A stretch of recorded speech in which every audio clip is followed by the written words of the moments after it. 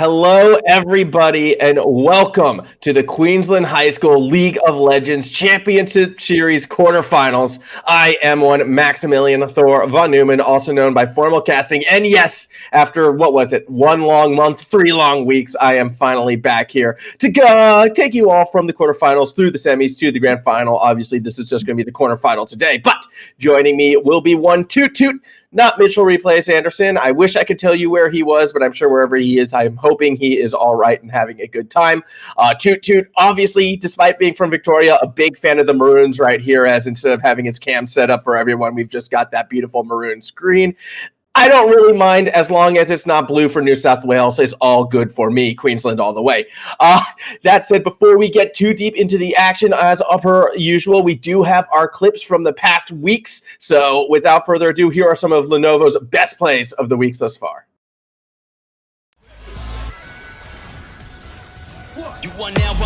Welcome to the Savage Plays of the Week, presented by Legion by Lenovo.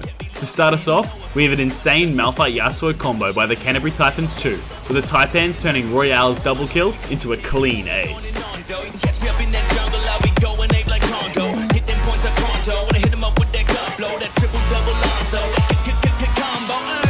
Next up, we have an insane Vayne play from HeroicFeet and the Dakabin Dragons.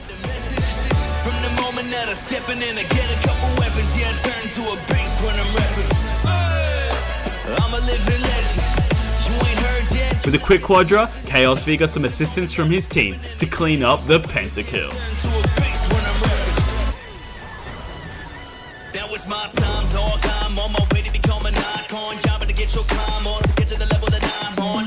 Finally, we have a great team play from the SPCC colours, 2 Shakos 1 box, Shreema shuffling his way to a teamfight win and a Kai'Sa triple kill.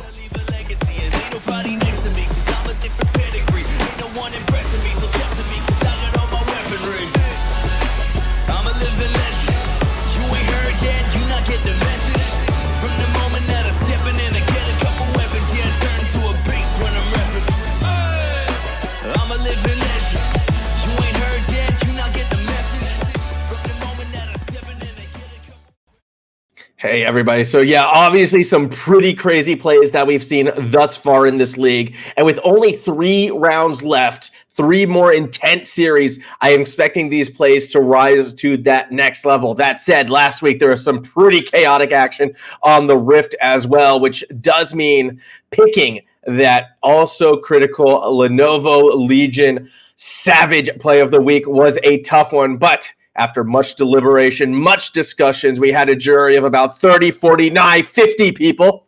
Okay, maybe it was just like 3 of us who decided. Either way, congratulations to the Canterbury Taipans. They were the ones who got that play of the week. Look at that. We had so many people that I got the name wrong.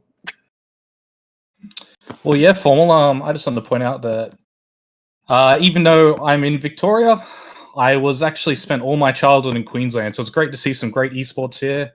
And yeah, I'm just excited to get into the action of the games upcoming. I'm not sure they can hear us right now. Yeah, not sure. Oh, we are on. Okay, well, there we go. Awkward. Look, benefits of live streams. But yeah, no, I'm also keen for that action for sure right there. I mean, it's going to be a lot of fun. Obviously, that play was a bit insane from last week, but this week it's all about Rochedale versus Redeemer. They're going to be the 2 schools playing at it with fighting for that spot in the semifinals. Now, neither of these schools really have seen too much airplay so far on this stream thus far, but we have had a little bit of access to them. We have seen Redeemer in the past, as a matter of fact, and they have a very strong jungler right there in oh my gosh, the name is losing me for a bit. I did learn how to pronounce it correctly previously, and I had it written down, and all my notes were nice and neatly prepared, but then chaos happened moments before coming on. As it stands, though, his name is, of course, ñænGmyœn, I believe is how it's pronounced. ñænGmyœn, so I do hope I am getting that correctly. Either way, he is a star player to watch on this Redeemer side. Again, if I'm getting that name incorrectly, I do greatly apologize. Rochedale on the other one, this is a team we haven't seen too much about. They are very evenly matched, I suppose, if you were to take collective averages going by solo queue. Obviously, solo queue can only tell you so much. Do expect a high gold level game. today. This is high school. This isn't necessarily going to be, your LCS, LCK level gameplay. It is high school. It is a lot of fun. So keep that in mind when I say these teams are evenly matched. Keep that in mind when I say, there's a high chance of watching good old ñænGmyœn absolutely dominate this game. But two, when coming into a situation like this, high school teams, obviously it's a very different mentality. What do you feel about this one? Well, I think the fact that they all go to the same high school, they are pretty familiar with each other. So there is a lot of events that go on in the amateur scene, and because they all go to the same school together, they, share classes. I think that we might actually see some good synergy from these teams. Now, as you were saying, the jungler for Redeemer is definitely a standout. So I think we'll just have to see if Rochedale, if Madflyer can match that, and hope that his team can kind of back him up to face the jungler from Redeemer. Yeah, I apologize as well. It is Rochedale. I was getting the name incorrect before. My apologies right there. Spelling, English, never my strong suit. I'm going to throw that one to the dyslexia at the end of the day. As it stands, yeah, I do agree. This is going to be a very interesting game. Obviously, in a best-of series, it's all about adaptation, learning your opponents, and then playing through that. That said, when you have a jungler with the caliber of Neon in this one, I do expect to see a lot of targeted bans going that way. In particular, the Twitch. Even though it's not meta, it is that comfort pick, so I am expecting that to be taken off the board. Again, that's based on solo queue, though. Never necessarily, how they play as a team. We could be seeing that mixed up moving forward. So definitely going to be an interesting game in this one as we take a look at Rochedale and how they got to this position. Obviously, it's been a lot of victories, not a lot of defeats when you make it to the quarterfinal. Top 8 in all of Queensland after there was roughly 40-plus teams that had signed up in our upper division. So a lot of strong victories. The most important one, that 2-0 over TSSASI in the round of 16. They got it done pretty cleanly. A couple other big matches to take note down there. That win over the Mansfield Minotaurs was a very highly contested match. I am sure Mansfield, one of my picks actually to go quite far in this tournament. So that's a good win to have. Obviously, that loss to McGregor, who is my favorite in this entire tournament, is interesting. Definitely that's one that I do believe Rochedale would want back, and probably are going to be looking forward to a rematch later on.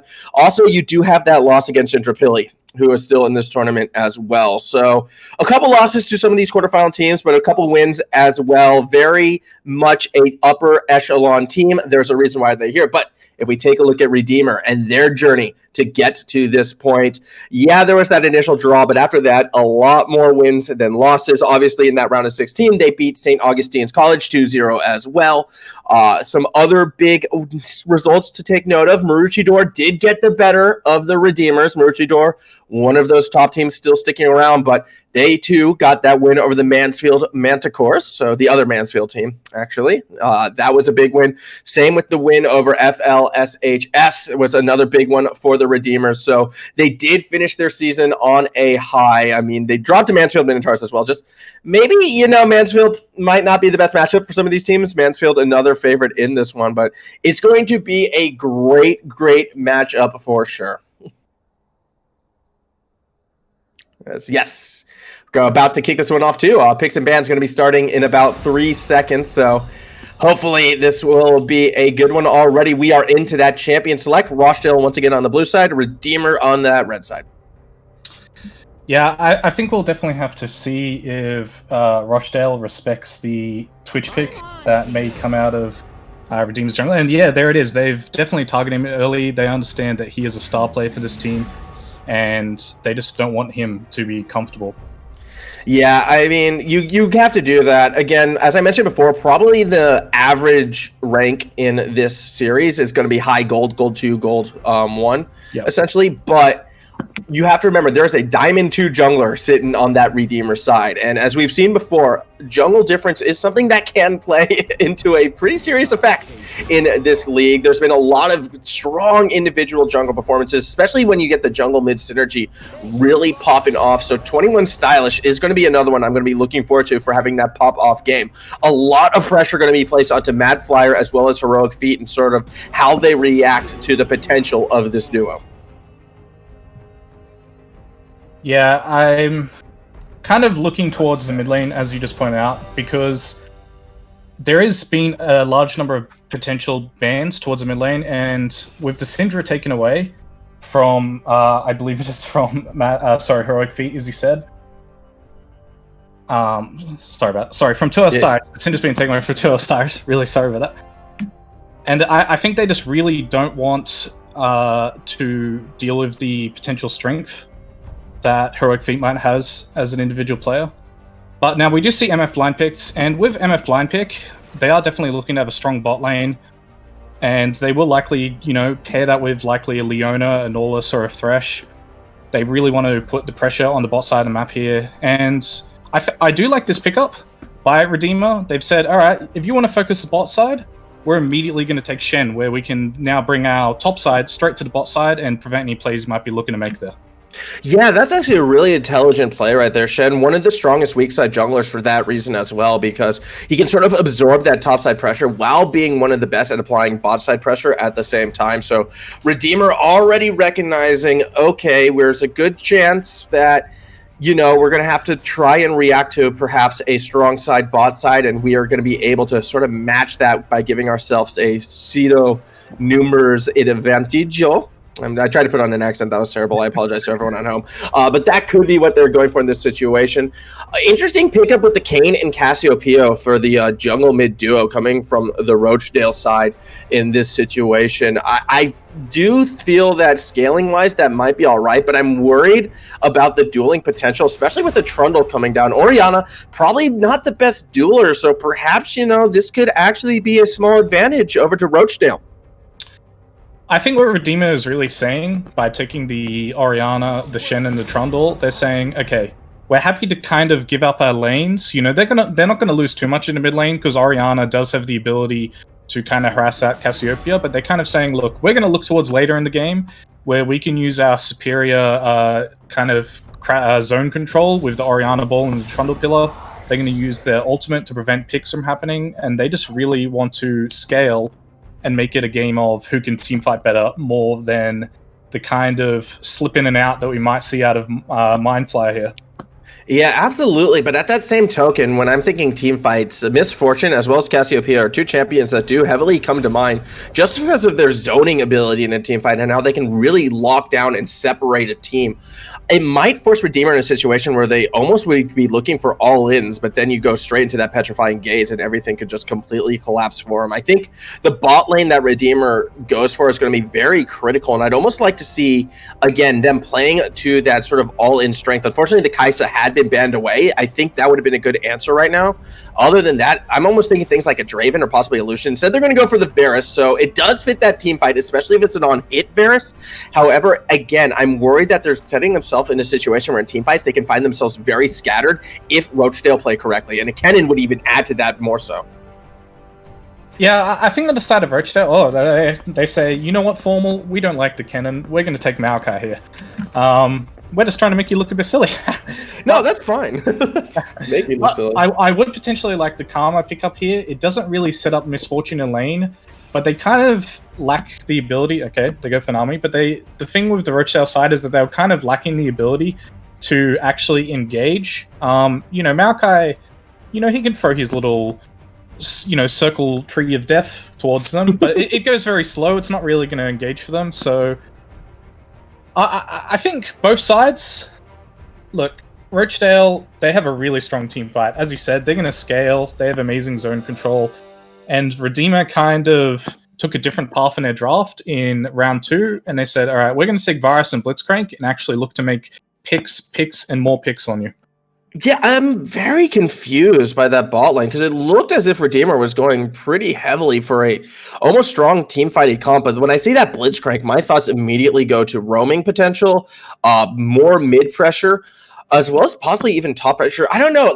I feel Redeemer has a lot of good things going for them. Obviously, that mid game is going to be incredibly strong. When you get that jungle and that support roaming around together, there's going to be a lot of kill pressure just in that duo alone, especially, you land the hook and the fall through. It's absolutely devastating. You throw in Connie as well, his ability to jump in any fight. So what might look like an odd pick out can immediately turn into like a 3-on-1 or a 4-on-1 pile on coming from this Redeemer side. And when you start looking at early and mid objectives, I think that is something that Rochedale is going to have to be respectful towards. But on that Rochedale side, the kill pressure coming out of that bot lane as well is something that's going to be respected. So it could almost hold 2-4-7-2-0 in that lane. A situation where if Pac-Man is left on his own, he's going to have to play under tower and super cautiously, even on that Varus. It might even force a lethality Varus in this situation, which I don't think is quite what Redeemer wants, but it might be the only way that he's going to be able to get farmed and be able to survive lanes. So very interesting situation. I'm worried about this Redeemer bot side, and I think a lot of Redeemer success is just going to have to come from pretty much mid and late game map control and playing around those neutral objectives correctively. Well, I think the one thing that Redeemer really has going for them on the bot side is if they do land that crucial hook, well, it's kind of, bye-bye the Jeans, and there's not much Jeans will be able to do about it. So Jeans is going to have to really focus on harassing level 1 to get an advantage, and then hopefully what they can do from there is to look to freeze the wave and allow Madflyer to... I'd have to assume that Madflyer wants to go for Rast here. So Madflyer is going to want to play around the other lanes. He doesn't want to go to he's going to want to play more topside. Now, touching on the lethality Varus, as you mentioned, I almost feel like Pac-Man has to go for it, because I don't think they can really make it to the late game and match the power of the Cassiopeia and the Misfortune here. Yeah, that could be the case. This might be my personal preferences coming through right here, but when I see lethality Varus, it's how I love to play Varus, but I don't think it's good in a competitive environment. And if he does go for that lethality, where is going to be the follow-up damage in a sustained team fight right now? I do agree, yes, if we're looking at late game scaling, 100% Rochedale should be winning those fights regardless. But at that same token, they're going to need sustained damage even in these scrimmages in the early and mid game, and you don't get that with the lethality Varus. You get the pick, you get that pop potential, but there's also no real follow-up. Perhaps, the shockwave from 21 Stylish, okay, that's great. Maybe you pop one, if you're lucky, 2 of the targets on the Rochedale side, but they do have 3 serious damage sources right now, and if you don't take out all 3 of them or don't have the tools to take out all 3 of them, I still think the fight actually goes Rochedale's way. Again, if they start to snowball, perhaps a lethality Varus could be able to accentuate that snowball and keep them rolling and keep them running. But do you risk it all on early game prominence when you're still running characters like the Shen, like the Orianna? Against this team top, you might be able to get away with it, but I would be very nervous. They'll have such a small window to execute that if they don't execute it correctly, you're going to get into late game regardless. Yeah, I think it is always really risky, gambling everything on the early game. It is a lot more difficult to pull off the perfect early game to get the advantages, and then even if you get ahead with a composition where you're playing for the early game, there's always that risk that you make that one mistake and then all of a sudden Rochedale's right back in it. So yeah, we'll just have to really see kind of how they itemize, what runes they choose, and then we'll have a better idea of how Redeemer wants to play this out. But yeah, I mean, I'm really excited for this match. I think that both comps could be quite interesting. As I said, there's so much pick potential on the Redeemer side, but Rochedale could pull off some amazing team fights. Yeah, it's going to be a very, very interesting game for sure. I think it's going to be a very exciting game nonetheless. Some of these early mid-game skirmishes has that potential to be absolutely explosive. Whenever you have a Shen on the Rift, it always equals a lot of fun, and it tells me that I do feel Redeemer is going to try to accelerate this game at that level 6 point. It's just going to be a matter of where and sort of, how they do it. Is it going to be pushing for a lane, going for that tower dive, trying to set up that early dragon and neutral objective control? Personally, I'm more leaning towards the latter in that situation. As it stands, we are loading onto the Rift right now. So in just a few moments, this quarterfinal is going to be kicking off once more. It will be Rochedale on that blue side, Redeemer on the red side. It is a best of 3, and this is only that first game. So definitely sort of that feeling out game. I'm curious how they will go at each other. A lot of eyes should be put on one ñænGmyœn, the jungler for Redeemer, and if he's going to be able to take over this game. I do feel on that Trundle, that dueling potential, that ability to kind of shut Madflyer down is going to be very relevant. I wouldn't be surprised to see some attempts to push lanes forward and get some of those cheeky invades, especially on the bot half of the map. That would be one of the benefits of this lethality Varus. Yeah, I think that just as we're learning the game here, I think that there is a lot of potential for Trundle to look for the invades. As you said, he will need the priority. Now, I'd really like to see Trundle look for a almost. I'd really like to see jungle actually look to do that, because if Kayn is allowed to kind of play his own game, get towards his transformation, it'll put them in a really bad position. Yeah, it definitely would be the case. I mean, it's one of the reasons why you have to shut down Kayn. Also, surprise, he's back. We found him. Replays, thank you for joining us. You kind of missed the picks and bans, and I know that's your favorite part. Yeah, I mean, my bad. Sorry, I was just out running some errands and got stuck in traffic because now COVID's over. Everyone's back out on the streets again. My apologies, everybody, for being a little bit late to the broadcast today, but we should be all right. Got a fantastic game today between these two sides, and interesting to see which team comes up on top. Yeah, it's definitely going to be an exciting one for sure. Moving forward in this line of scrimmage set up by the Redeemer side. I do expect that one to hold. No cheeky invades right now. I'm a little bit surprised, actually, that Redeemer didn't try to push into the Rochedale jungle in this instance, just because, you know, getting any kind of deep vision would have been super good for that tracking. I'm still going to be expecting, you know, this Trundle to try and set up those dueling potentials. Also, as he has kind of had to leave, thank you for covering for that picks and bans, but now we're back to the OG duo. All is good moving forward. That does mean we're going to have our cams and all of that, so hooray. Big thank you for Toot. That said, yeah, it will be Replays and I for the rest of the stream. Exactly. It's been a few weeks since we've had the dynamic duo back on the Queensland High School League of Legends, so hopefully Rochedale and Redeemer can pull up a fantastic game for, fantastic series, 3-game series for us here today. Interesting to see, obviously, interesting picks, in particular, if you look at the Kayn on one side and the Nami as well. Interesting kind of picks that we've seen. I think this Blitzcrank here in the bot lane is going to be quite impactful. He's unfortunately miss a hook there, but you know, if this Blitzcrank can land a few hooks onto either MF or Nami, quite a mobile carries both of them, and the lethality Varus, once he gets snowballing, could, you know, have some nice CC combos down there to set up for Trundle gank, sorry, with the level 6 ultimate there from Varus locking down targets once Blitzcrank pulls him in.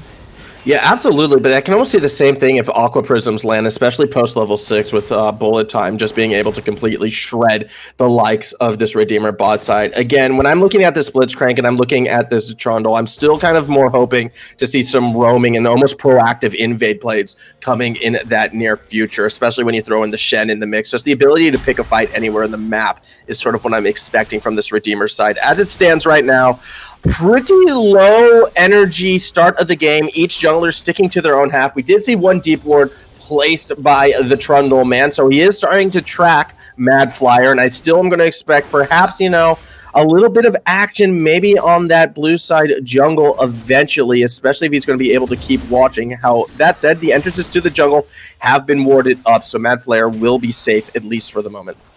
Yeah, and interesting to see with Redeemer's comp, what they've kind of opted to go for here. I don't know exactly what their win conditions are going to be. Maybe a kind of split push kind of style comp, because the one thing I'm seeing that's missing quite significantly from the composition is some kind of consistent DPS.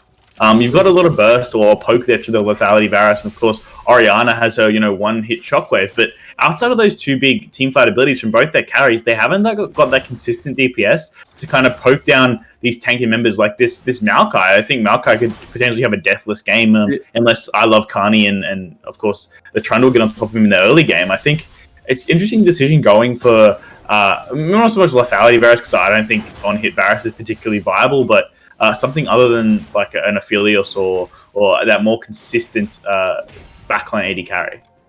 Yeah, I mean, I was actually going to be looking for a Kai'Sa with the comp they put together. The Kai'Sa was banned out, and I find it very interesting that the first talking point you go back to with this bot lane was exactly what I was highlighting during the picks and bans. Obviously, you weren't there for that, but it's good to know that we're on that same page, sort of questioning, like, what is this Varus going to be able to do really later into this matchup? Definitely won't be able to outmatch that DPS that HeroicFeet is going to be putting out on that Cassiopeia. That is for sure. So going to be a tense situation right there. Yeah, I think it's definitely going to be essential for Redeemers to play a lot more aggressive in this early game and to make sure this bot lane, especially this Varus Blitzcrank, gets at least 3 or 4 kills in the lane phase and gets significantly ahead. Because otherwise, I just don't think they're going to have the damage to keep up with the scaling that Rochedale's drafted. Something that I am impressive right now is actually how much abuse is being put in that mid lane. Meanwhile, down below, that is a good grab right there onto Jeans, but they're not going to win out that trade this time. Too much damage coming from the double tap out of name change. Meanwhile, up top, finally, we get to see Madflyer get involved, and ñænGmyœn is not going to get out of this one. First blood goes to the jungler from Rochedale. You hate to see that if you're, of course, the Redeemers, as I said, need to get ahead early on, and a good gank from Madflyer, but an interesting angle to come through and use that wall gap there on the Kayn coming through that middle brush there, and should definitely have been warded up by ñænGmyœn. Yeah, actually no wards at all on the top half of the map right now. And I'm going to look at ñænGmyœn and sort of be questioning, okay, when is this Trundle going to have that impact? The bot side of the map has been so well warded. Same with the top side, really. Rochedale doing a great job in controlling the vision. And the lanes have been playing pretty safely around that. No real chances for an invade coming from ñænGmyœn. No chances really to force a lane gank. Now, they did catch the jungler up top off that game. They're going to try and turn that into a dragon, but this reaction might be a little bit slow, and it does look like Rochedale might try to steal this one away or possibly force out a fight. We're not at level 6 yet, so the Stand United coming from ñænGmyœn won't come into play. However, it's still hesitation, still buying their time. They're going to have to go now if they're going to try to steal this dragon away. Smite will secure it. Actually, it was the auto coming from Pac-Man. Smite was a little bit early right there, and Dragon secured, but it was kind of tense. Yeah, I mean, and especially given the fact they weren't level 6, it was a little bit difficult for this Rochedale composition to contest.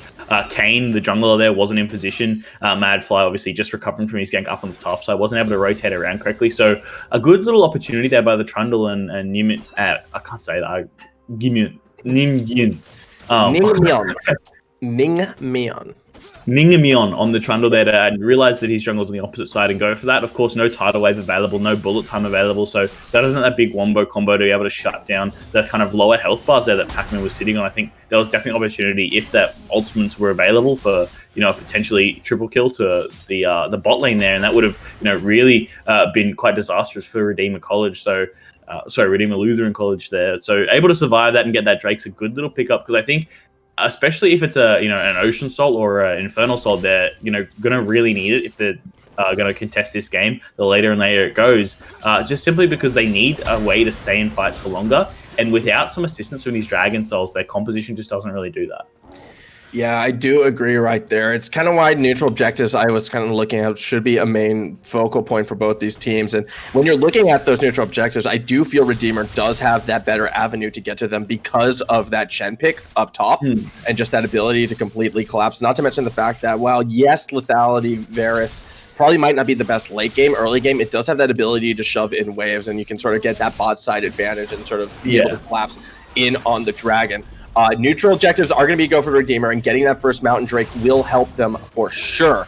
But the question will be, when Rochedale feel like they want to take these team fights, are Redeemer really going to be ready? And for Rochedale, they're content to play that scaling game, I feel like. They're okay to give up a Drake or two as long as they pick their fight correctly and then win that fight. They kind of can take the game over from then and that point moving forward, because team fight wise, Redeemer won't be able to match it, and then Rochedale can start sort of swinging their weight and wallets around. It's definitely going to be a very interesting first fight in this one. What I'm enjoying about this game is we're 8 minutes in. There's only been one first blood, so each of these teams giving each other that respect, recognizing what their team's win cons are, and sort of waiting for those opportune moments as opposed to just trying to fight every few moments. Yeah, precisely. It's about that that knowing exactly what you have to play for, so you're drunk up. Yeah, Pillar of Filth does force out the flash from sshoirrao. He's still going to be trying to run underneath tower. Teleport coming through, but it's going to be too little too late. That was a flash in place by ñænGmyœn, but he's still able to get that kill. Down below, however, 24720 goes down. That's actually a double kill going over to name change. I love Connie. He was not the one who teleported, and he's the one who got teleported on. Does go down. Petrifying Gaze doesn't get the stun, but it might not matter. A double kill goes to HeroicFeet, and across the map, 3 kills go Rochedale's way. And that's huge for Rochedale. That's almost kind of shifted the game to I'd say a 70-30% win chance for them. I think I was going to say the HeroicFeet on this Cassio is the key number you want to look towards when you're looking towards Rochedale's chances of winning this game. Cassiopeia, one of the strongest mid laners at the moment, such a strong control mage that is actually able to just punish so hard in the early game, but also scale so incredibly well with that Saracen Embrace, which she loves to go for first. Once she gets her Leandri's Torment up, and of course the Rylai's Crystal Scepter, once she has those items online, she just does so much damage in these teamfights and just melts through any tank, any carry, and just does a ridiculous amount of damage and just controls the fight so well, especially with the new change to the miasma, where you can't dash away if you're standing on it, you can't flash, you can't do anything. So, you know, if she puts that miasma down, Blitzcrank all of a sudden can't go for a flash hook, can't go for a flash ultimate to silence an entire team, and that really will turn the tide of a team fight. So I think, you know, when we're looking towards these Rochedale comps, you need to make sure you're looking towards this Cassio and seeing how well she's doing, and those 2 kills up on the top side are going to be huge to getting her ahead. I also have come to a very shocking and not a great realization on my end, and I'm just going to bring this up real quick. And this was an error. This was a user error when it comes to taking my notes, so I will take blame for that. But when I was looking at the ranks and sort of the levels of these teams, I was looking at that jungle mid synergy from Redeemer, but it's actually their bot lane that is that higher level, and it's Pac-Man who is sort of that star player who we should be looking forward to. And that does make a lot more sense kind of watching how ñænGmyœn has been playing this early game. I've been noticing a couple errors that you normally wouldn't see out of a Diamond 2 player. Well, it's because he's not Diamond 2, so my apologies for that one. It is Pac-Man. I had the role, so I kind of went like, when I wrote my notes, I went role rank player. So I had like jungle, diamond, Pac-Man, and I just forgot to read the actual name part of it. So that is my apology right there. That's an action happening down below. The hook is not enough to bring Jinx down, and here comes that tidal wave. It's actually going to connect onto Pac-Man. The Stand United coming through, so an attempt to turn it around. Great offer Prism into the bullet time. Does not return the kill. However, here comes sshoirrao, and he's going to help secure the kill onto I Love Kami. So a kill for a kill down in the bot lane. Yeah, I mean, that was a very good play there from the Nami there to get that double bubble onto those 2 members, but fighting continues down the spot side. Yeah, Rocket Grab gets yet another one. That's an ultimate use to try and escape coming from the Madflyer, and he actually gets the kill and stays alive, at least until they get the second one. 2 for 1 at the moment, as poor ñænGmyœn is going to try to run away. He will get the safety of the tower. Petrifying Case only slows with the miasma. Stylus should be able to run out of this one, but those twin fangs are burning away at the Orianna's health. Should get to lane, you would think. Shockwave is going to go ahead and throw HeroicFeet back. No, don't step forward, Silas. You still don't win this trade, perhaps. Does get a bit more damage playing the bush. Each warded on each side. The poison ticks get the kill. Yeah, interesting as well to see that this Cassio here hasn't opted to go for the phase rush room, which is more prevalent on. Of course, Conqueror synergizes quite well with Cassio, of course, able to stack it up quite quickly. But phase rush has probably been preferred by most Cassio players since that last Conqueror nerf. And also since it allows you to chase down those other members, and it gives you that extra bit of movement speed, especially in the early game, because of course Cassiopeia cannot build boots. So it doesn't have the ability to get instant movement speed from the shop, and has to wait a little bit to scale up. So of course, waiting for her to do that requires her to of course need that extra movement speed, and just then that phase rush would have been helpful. I managed to get the kill anyways with a slight misstep by Stylish there, but overall interesting rune choice, and see how it plays out for the rest of the game. Yeah, at the moment is doing quite well. I mean, I think it speaks volumes on the strength of Conqueror that like pretty much everyone is going to try to force it on any champion at any given moment. I do agree, though, typically that's not what you see on Cassiopeia's, but as we've seen so far, this game, it can work. Another gank attempt, a very early flash out of Stylish, but to no serious effect. They're still looking at that tower dive. It's not until Trundle arrives that the rest of the team is going to back off of this one. Yeah, I mean, and the one criticism also towards this Cassio is every time I flick toward this mid lane, I've seen her winning very, very heavy trades into this Orianna, shoving the Orianna out, forcing her back, forcing her to teleport away, miss minions, etc. Yet is still down in CS, and I know she's gone for a couple of roams, but you would still expect the Cassiopeia, who's had such a dominating performance. If you look at the end of the game damage stats, this Cassio is going to have significantly higher numbers because of the amount of trading she's been doing in lane, and I just don't think that the CS lead in particular and a 1v1 lead against this Orianna is going to reflect that. Yeah, absolutely. As Rift Herald has been dropped in that mid lane, that's going to force a fight out of Redeemer, but they're not going to be able to advance past this Maokai, it seems. Instead, we might see the tower dive attempt. A kill is secured by Madflyer, but he's not going to get out of that one alive. Meanwhile, down below, bullet time, forcing Pac-Man out of lane. Stylish has gone down, so it is still a 1-for-1, 2-for-1 right now. Gene's roaming from down below, gets everyone with all the knockups. The big one was the Aqua Prism onto Stylish, forcing him out of the fight as I Love Connie is stuck in the back line. HeroicFeet trying to avoid the Shen, trying to get some help from sshoirrao. Eventually is able to take the takedown. Aqua Prism does not connect on the Stylish, who should be able to walk away. Another crazy fight going in favor of Rochedale. Jinx here has been piling this anomaly so effectively. The double prism we saw in the last bit before that is an awesome Tidal Wave there. Oh, flash engage, and that's going to be a kill. A tower to boot. Rochedale keep on running with this one. Yeah, that's mid tower down as the first one as well, especially into an Orianna, you know, one of those control mages, and it's notoriously so difficult to break at that mid lane tower. So to open that objective up so early means Redeemer College is now heavily on the back foot, and they're going to be looking quite hard. The prediction! The prediction grab from 24720 does take out Name Change, who actually flashed after that hook went out. It looked like awkward situation right there. Rochedale does get the dragon. Sorry to keep interrupting you, but that was just hilarious. Yeah, I mean, it was an interesting flash too. MF pretty much just flashing in a straight line and Blitzcrank picking up. I thought he missed it, but obviously got Lollipop there, max range. Of course, if you don't know that little secret, every skill shot in League of Legends, when it gets to the end of its chain, has a little circle where it checks around called the Lollipop effect. So when you get grabbed by that Thresh hook or Nautilus hook that you think didn't hit, it's because it does a little checker around the area at the very end of the projectile's range. So unfortunately, MF getting picked up by the end of that Blitz hook there and getting pulled back in with that extra Blitz range that got buffed a little bit ago, falling victim to that. Yeah, that was a rough situation. However, as a whole, this game is starting to look very tough for Redeemer. I mean, they're not winning some of these early skirmishes that I felt like they've had to win. They've lost 2 of those big neutral objectives that were going to be so critical for their team competition to actually come online. Moving forward in this one, it does feel like Rochedale, all they have to do is just keep playing as a team, just keep slowly suffocating out these neutral objectives, applying more pressure throughout the map, and eventually they are going to find a way to just completely crack this game open. Yeah, we really need this Blitzcrank to get in and make a big play. He's their really only go button and their real opportunity to kind of transform this game around and make something happen. Of course, Stylus, they're wasting the Shockwave, unfortunately, is going to be a big cooldown down. And, you know, it's one of those comps because they don't have the scaling advantage and they don't have, you know, a clear team fight win every time. They really need to make sure they're not falling too far behind and they're making stuff happen and they're contesting Rochedale over these objectives. Yeah, but where do you find that entrance when you don't have that go button, and especially with the Shockwave used a bit prematurely? There was really no team fight that Redeemer could go through in that situation. So a second Rift Herald is going to fall into Rochedale's lap. They used the first one to crack over that mid tower. I wouldn't be surprised to see this one used up top right now just to get that last tier 1, but I'm sure if they see an opening elsewhere, they will take it. Moving forward in this one, Rochedale in a prime position to pretty much take this game almost at this stage. I can imagine them setting themselves up for a very early Baron and then cracking that base open as well. Redeemer, they're going to have to be so careful in which fights they take, and I love this. Just that is the definition of a zoning ult. I know everyone always memes it, but that is the case right there, providing that pathway for the Rift Herald to take out that tower. Yeah, precisely. It's a fantastic Nature's Grasp. Obviously not getting anything in terms of kills, but securing that tower, making sure they get out of the way. Almost use it like a Talia ultimate, really, just forcing their opponents into a certain area of the map and allowing them to open up and attack this tower.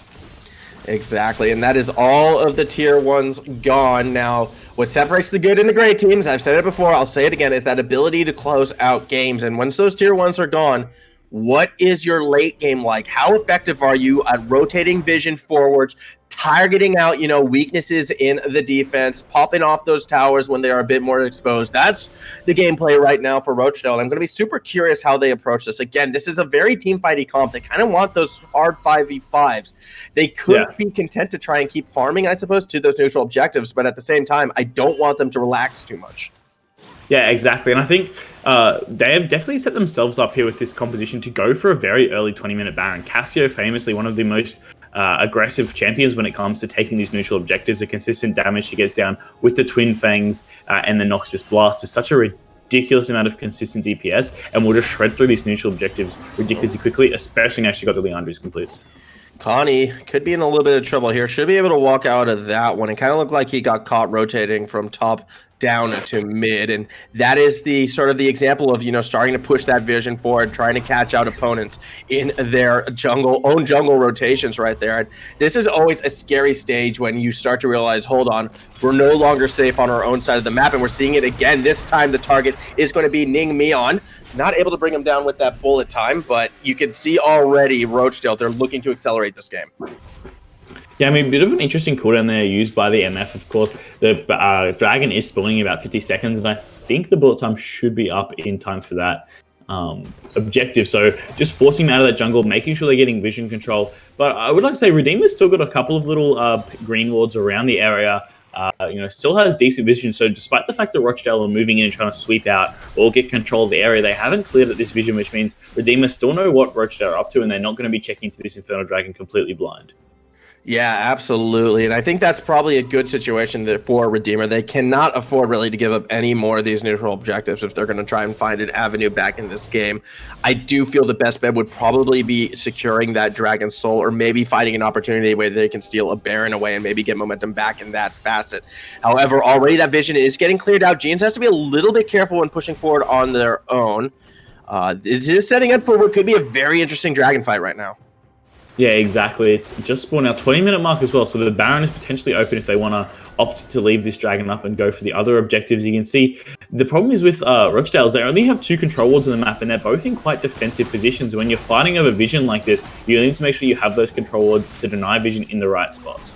Yeah, here we go, though. A bit of posturing right now from both sides, playing the river. Pillar of Filth used to sort of push Rochedale back now. You gotta be careful for the flank. That's a great hook, forcing out an immediate flash. The Tidal Wave comes straight through the middle, but already you can see Connie trying to get to that back line. Not going to get there. Shockwave gets 3, but the bullet time is thrown right back into the face of the Redeemers, and the first kill does go to the blue side. 24720 being chased down by sshoirrao is up above. It's a great knockup onto Pac-Man, who's continuing to get obliterated in these fights. Has to run flash, going to try and turn some damage. Nearly kills James, but has to run away because Madflyer is still in his face. Amidst all of that, 3 kills go over to Rochedale, but more importantly, so does the dragon.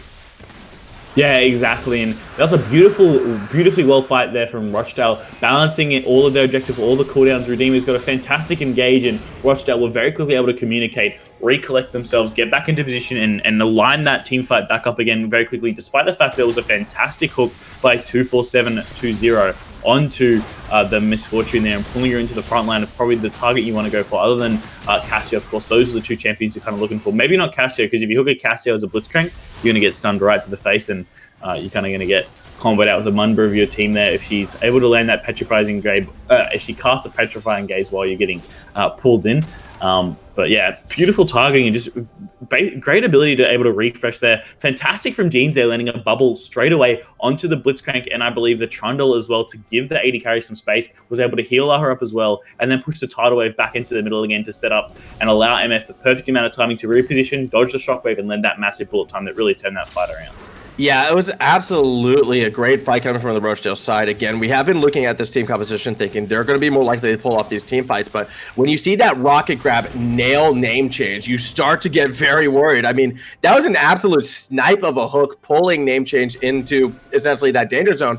Very unfortunate, though, that the follow-up wasn't there. A large part of that was that Aqua Prism, but unfortunately, because I Love Connie still was going in deep after it, it did separate that Redeemer side, and then they just kind of fell apart in that one. So a very critical Infernal Drake. It does go over to Rochedale. A little bit expected at this stage. They have the larger walls, and they can almost beat their opponents with it moving forward in this one. Baron is going to be that next target. Already they're setting up around it. And again, Redeemer's in this position where you kind of feel like they have to fight because they can't give up these objectives, but the odds are so stacked against them. Yeah, especially now Cassio 6-0. Maokai's got double armor, so you're going to be taking no damage from anyone except the Orianna. As you see, here's them pulling the trigger once again. Yeah, and another engage right now. Everyone's kind of getting grouped up right there in that choke point. That does mean that ñænGmyœn is going to be able to get the first kill. Teleport coming through for Rochedale. They should be able to all capitalize on this situation. Twisted Advance sends everyone running in. The bullet time as well. That's just a clean wombo coming from Rochedale, and a few more kills going to the blue side.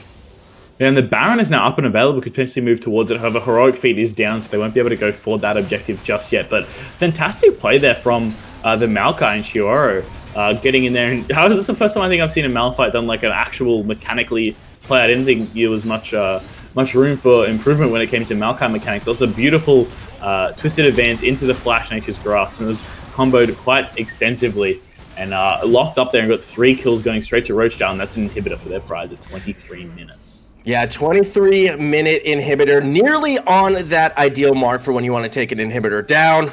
Normally you want it right at 24. That's kind of like that ideal sweet spot for where you can turn that into getting Baron pressure without funneling too much gold, I should say, over to your opponents. So very, very good timing for Rochedale. I do believe they can turn this into a Baron quite easily, and then with the Baron buff, perhaps look to end this game, because Redeemer's team fight, unfortunately, has just not been able to match what Rochedale has been serving. Yeah, I mean, and that's exactly it. It's the team fight that's the issue here for the Redeemers. Their laning phase wasn't terrible. I think this Trundle here in the early game did quite well. I think as individually, skill-wise, I don't think there's a large mismatch in any role in particular. Maybe in the mid lane, there's a bit of a gap there, and in the bot lane, there could be something else that's not quite clicking. But overall, I think evenly, I think the Redeemers did quite well. But I think their draft and the champions they've elected to play here have really just let them down as they don't work together. And Rochedale is just team fighting a lot better than the Redeemers are.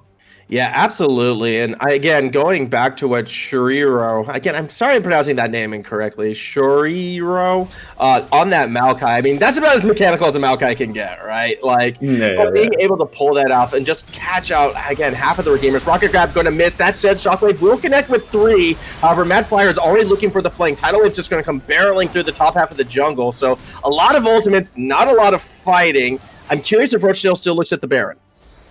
Well, that's the thing you consider. That's the issue with Redeemer's comp. They just unloaded all of their cooldowns, every single ability, landed everything, but they only did like half health to 3 members. A very late stand United is not going to make the save this time. 24720 is gone, and a number of advantages Rochedale's way. They could go for the Baron, but they do have HeroicFeet down below on the bot side, so I'd actually expect them to try and help out their mid laner by shoving in the mid lane at this stage. Yeah, exactly. Allowing him that pressure on the 1v1 is he's now going to come up and they're going to look for a team fight and maybe an end to the game. Yeah, that could be the case right now. Here comes the twisted advance into the bullet time, and that's a very dead Connie. More follow through straight down the middle. Pac-Man's been caught out, and with the AD carry gone, this could be the game. No shockwave available. There's not much Stylish can do. He will go down despite, sshoirrao going underneath the fountain. It's not going to matter. It's a 2v4. The damage is still there, and Rochedale will take game number 1. Precisely here, the Nexus falls down. Rochedale, very clean game, 26 minutes. I think it's one of the fastest games I've seen in this high school competition in a long while. And what a fantastic performance from all the members on Rochedale. But the Redeemers, as though they lost by quite a significant margin, they weren't actually that far behind in terms of individual players. I said, I think it's just really the draft that let them down. And man, what a fantastic game. Yeah, that was a very, very great game coming from this Rochedale side. I mean, they played to their team composition pretty much exactly like what you would want to see out of them. They waited for their moment to find that opportune team fight, and then they just kind of ran away with it henceforth. Redeemer, again, we keep going back to this Varus pick, and especially considering that that's probably going to be their strongest player on Pac-Man. Varus isn't the answer in that situation. I was saying Draven at the start if you're going to go for the Blitzcrank. I would have actually liked to see the Blitz Draven, and I actually kind of still stand by that. Maybe Draven's not in his wheelhouse, but just a very aggressive lane bully. Lucian is sort of the other one as well, that you can sort of match that early game and then look to snowball it and carry it forward in that sense. See, if anything, if I'm looking at this Redeemers comp, the pick I actually have the most issue with is the Orianna. I think Orianna is a champion that's not particularly strong by herself, and you really need to have tools that enable her to perform well. You see in that fight, she got multi-man shockwaves, but it was kind of just because of Rochedale were walking straight over it because there was no threat. She also went for not a very heavy damage build, so they didn't have a lot of damage in their composition. This team would have heavily benefited from something like a Master Yi jungle or a Graves in the jungle, I think quite significantly. They just really lacked a lot of damage, and Orianna had no way to get her ball into optimal position. She managed to do it somehow, but that's a results-based analysis kind of portfolio. If you're looking at this draft as a whole, you go, this Orianna pick is something that didn't work. It got punished quite heavily by HeroicFeet in this mid lane. And I think LL Stylish there could definitely look to pick a different champion in the next game and maybe change out the wheelhouse, or pick some other champions that work well with the Orianna if that's something you want to continue to go with. Because I think this is the champion where they look at the game and they went, man, Ori got some really great shot waves. I think we'll keep an Ori for next game. That did quite well. I don't think that was the problem. But I think that's a misidentification of the issue, and that's something very results-based analysis. And I think that is going to be something their Redeemer can look towards for the next game. And also, if they're going to pick this aggressive bot lane, make sure you execute and get a couple kills. Don't die 2v2 in lane. Yeah, there was a couple awkward situations right there, but on that note, I will have to throw credit to Jeans in that one. Some of the Nami play in that game was absolutely phenomenal. Didn't really see any Aqua Prisms miss. A couple of the tidal waves, okay, they were a little bit off target, but they always sort of served their purpose, at least, corralling Redeemer exactly where Rochedale wanted them to go. So a very strong performance from this Rochedale side, who are now one game away from a semifinals. I do believe we will be taking a quick break. You can see right up there our next game is going to be in about 20 minutes or so. Oh, no, 5 minutes. Jokes. Okay, it's going to be in about 5 minutes or it so. So I've actually been confused. Well, have you been taking breaks in between games, or have we just been kind of rolling on? No, we've been taking about 5 minutes. Well, okay, because I want to refill my water. We haven't had a 3-game series yet, which is unfortunate. I thought last week we were going to get one between Indra and Somerset, but didn't quite get it last week. Before we do go, who was your MVP for that game? Jinx.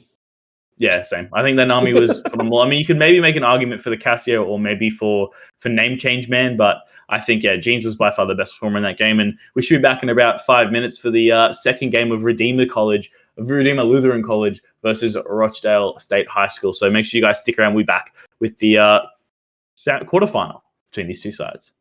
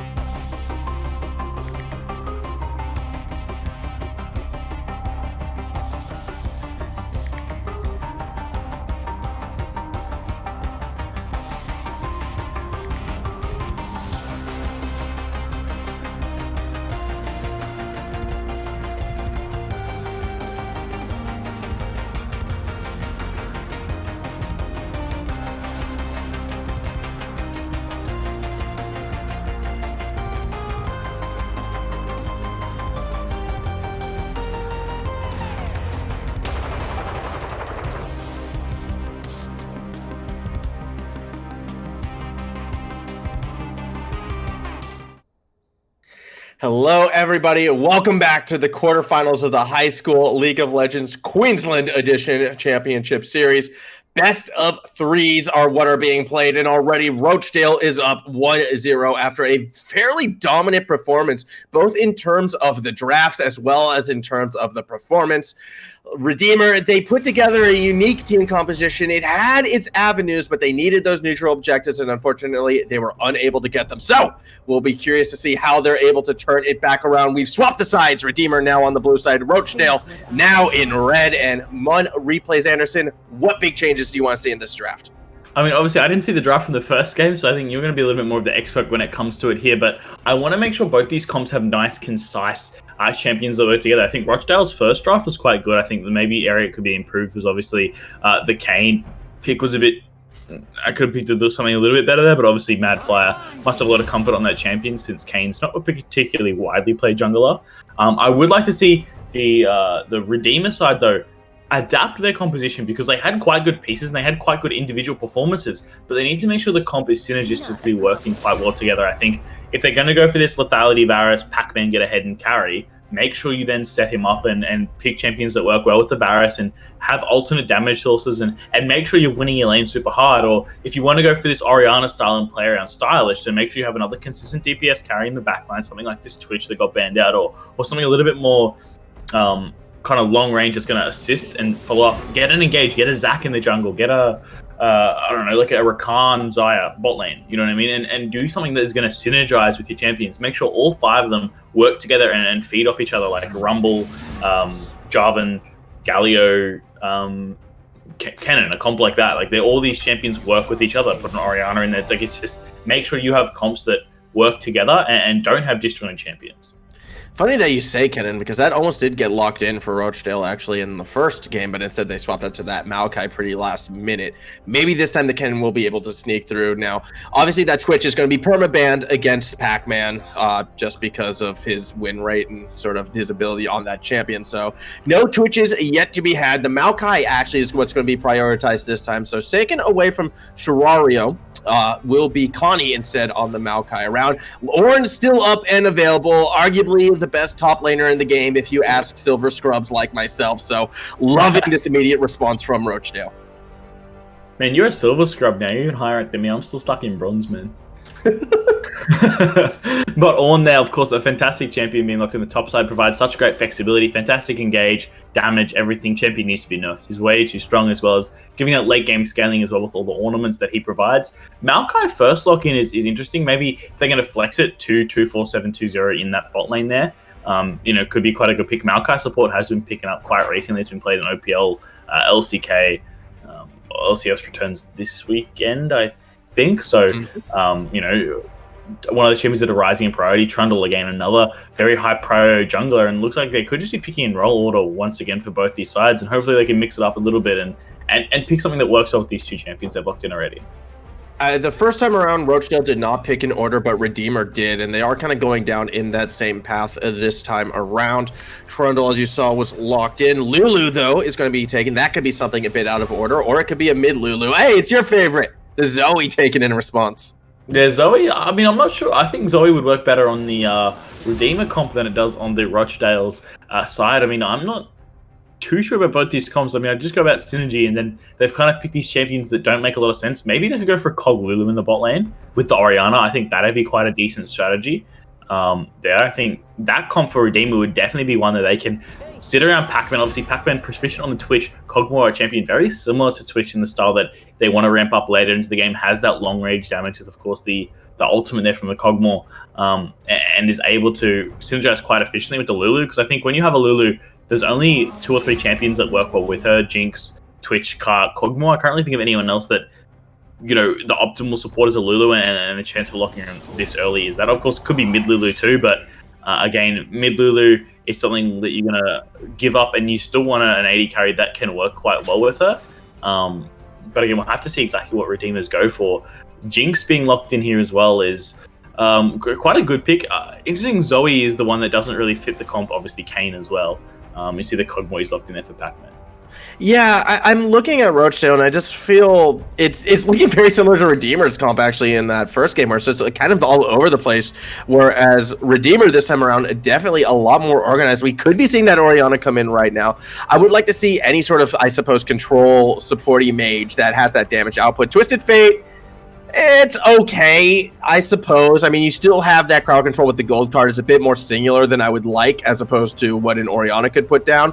But that map presence, again, coming from the Redeemer side, will be a huge advantage, especially over those neutral objectives. Nami, obviously a comfort pick for Jeans. I do see this working fine with the Jinx. Obviously, again, you think Aqua Prism into Chompers. That's a lot of damage that's going to be going down. But as a whole, when I look at this Rochedale team, it's a lot of single target damage, aside from like the explosive rockets from Jinx. But that's going to be a very, very late game utility. I don't think Rochedale has that same team fight capabilities that they had in game number 1. I'm really questioning this Twisted Fate pick. Why not just go for the Orianna again? You played 2L Stylish, had a fantastic game the Orianna that first time. Obviously, he's quite proficient on that champion, and especially knowing that you're up against a Zoe, Twisted Fate is not the pick you want to go for. Zoe stomps Twisted Fate. Again, my only thinking behind going for that Twisted Fate would be the map presence through the use of the ultimate. But then go for something like a Talia. It provides that same efficiency, punishes Zoe very heavily. Of course, Zoe, one of the champions who, if you're not playing her carefully, is very easy to catch out. When she goes for that portal jump, you can always aim those skill shots towards where she's going to pop back up and punish her quite heavily. Talia, of course, quite efficient with that when you flicker onto your rocks. And again, provides that same map pressure, a little bit more DPS too, and works well with this Pac-Man and with the Kog'Maw to protect the Kog'Maw comp. Obviously, TF going to have these gold cards, so if 2L Stylish does fall behind, will always be relevant. And I think, if he does get ahead, it provides that side lane damage too. But I think to protect the Kog'Maw comp, you want something a little bit more team-oriented than the Twisted Fate.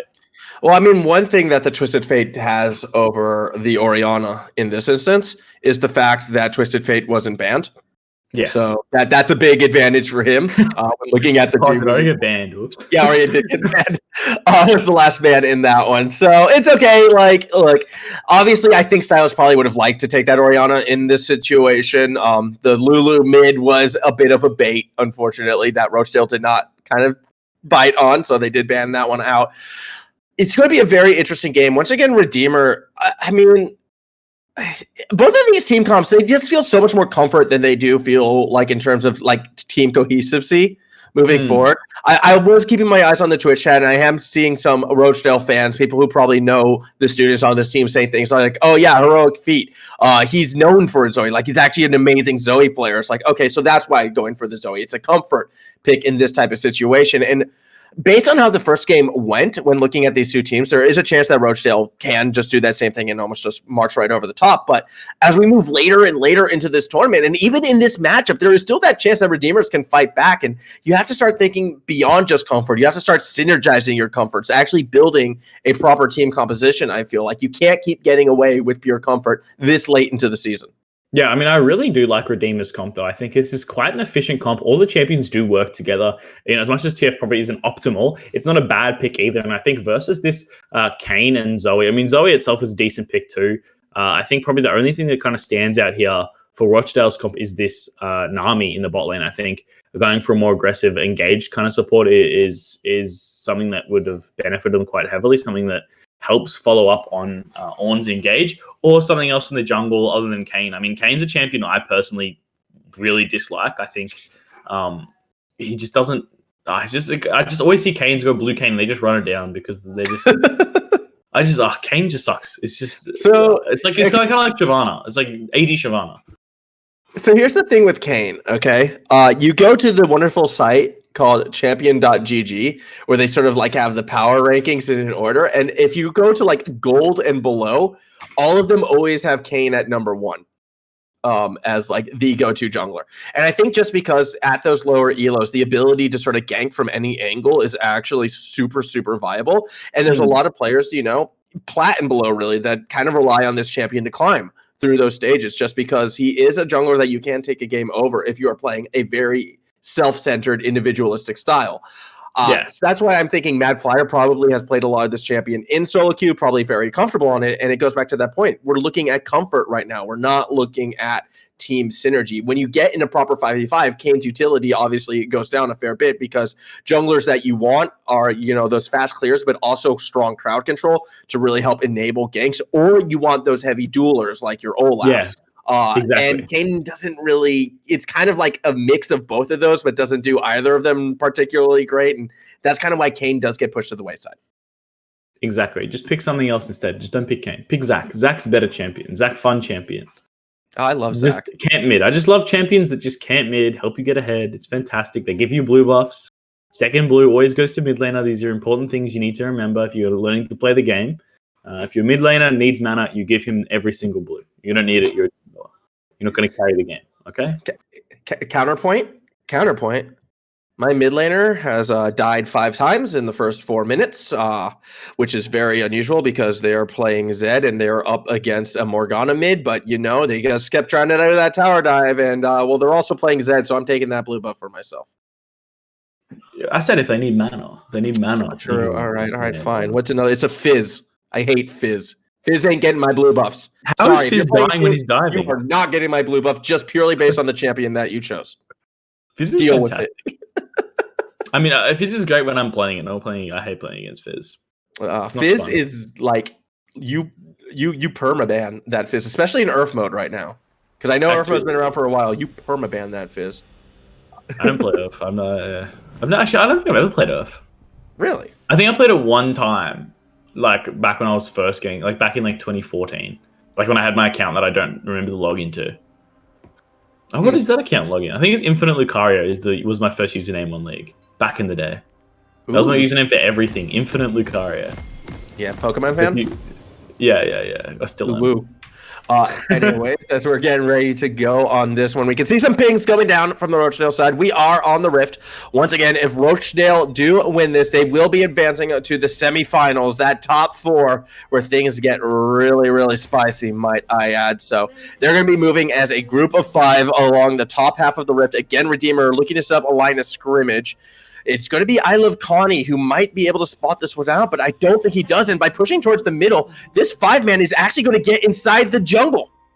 There you go. And quite an effective early in-game too. If Zoe opts to go for that bubble, she can definitely shut down an early carry, especially if you get it onto something like the Lulu or the Twisted Fate early on. Just doesn't have that same survivability to be able to run away.